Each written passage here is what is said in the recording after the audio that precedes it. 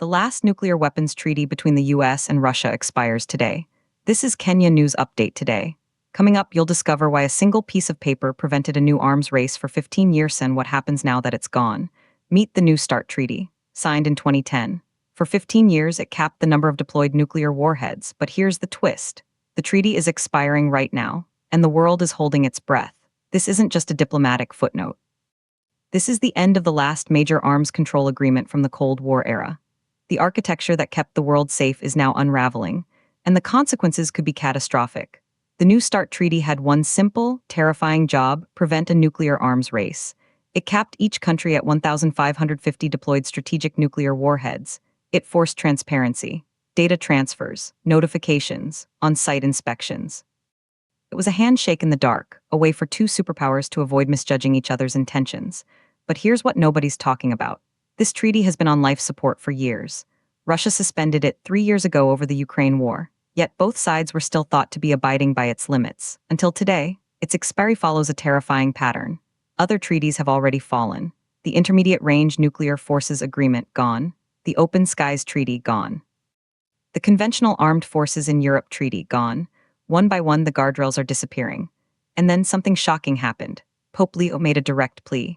He urged the US and Russia to renew the treaty, saying the world situation requires doing everything possible to avert a new arms race. This is a global alarm bell, but the clock has run out.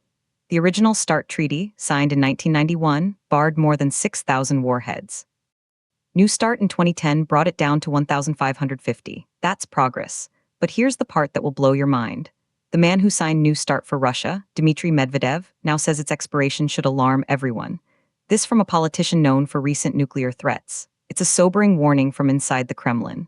On Wednesday, a senior advisor to President Vladimir Putin said Russia would act in a measured manner. But measured against what? A world with no rules? Britain's former head of the armed forces, Admiral Sir Tony Radakin, warned last year that the collapse of these treaties is one of the most dangerous aspects of global security. The increasing prominence of nuclear weapons is now paired with vanishing transparency. We are stepping back into the shadows.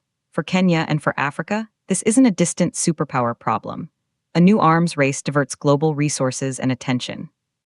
It increases the risk of catastrophic miscalculation anywhere. It makes the entire world less stable. And stability is what allows nations to develop, to trade, to thrive. Some say letting the treaty expire is a necessary reset. Others see it as an invitation to a new, unchecked era of nuclear brinkmanship. But here's the unanswered question.